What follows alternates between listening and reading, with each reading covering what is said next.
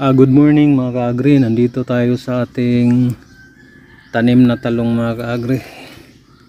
Yan oh. Medyo maganda-ganda na mga ka-agri. Yan oh. Dati nung wala pang hindi pa inulan to, grabe. Naninilaw tapos pandak mga ka-agri. Ngayon kahit pa paano mga ka-agri,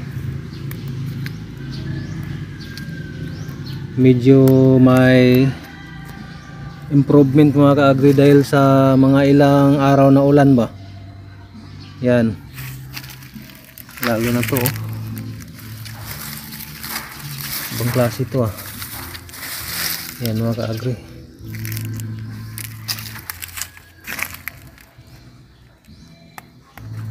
Namunga na to eh, palagi kung pinagkukuhanan to eh. Tanggalin natin yung mga mga tinira ng mga ka-agri. Yan oh, namulaklak, tinira ng mga masasamang elemento ba.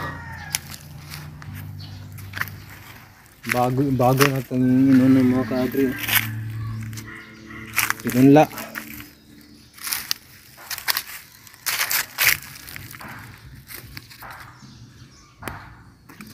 Sana iinit tapos ulan para maka-recover yung natin eh. Laga nating talong ba, tanim nating talong mga ka-agri.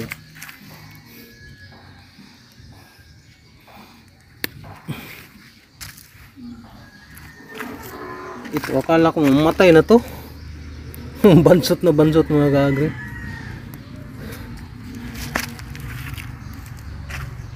Tingnan mo, ganda oh. Oh.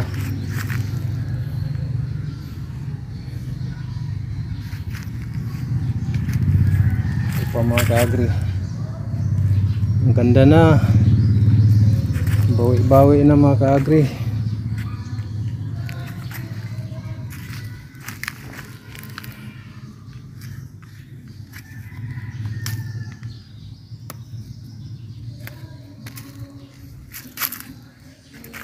Lusog ng mga dahon ng ating kalabasa ba. Lusog.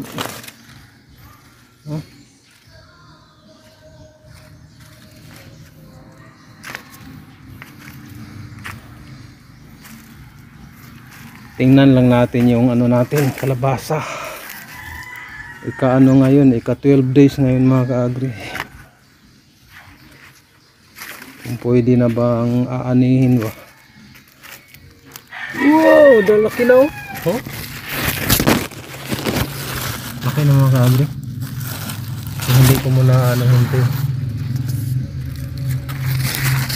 Ang laki na oh.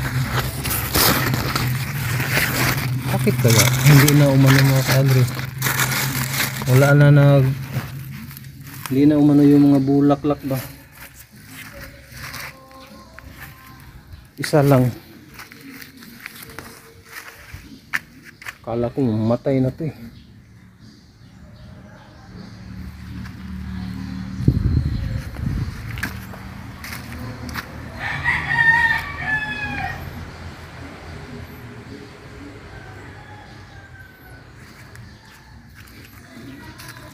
Grabe kakapal yung dahon ng kalabasa.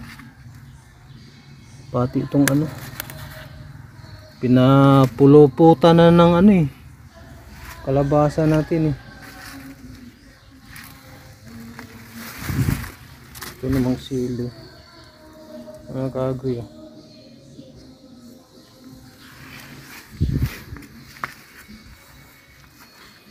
Yan oh.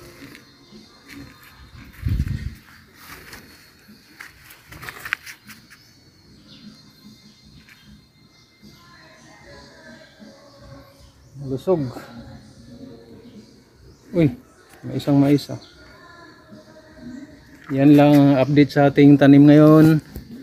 Marami pong salamat sa iyong panonood. God bless.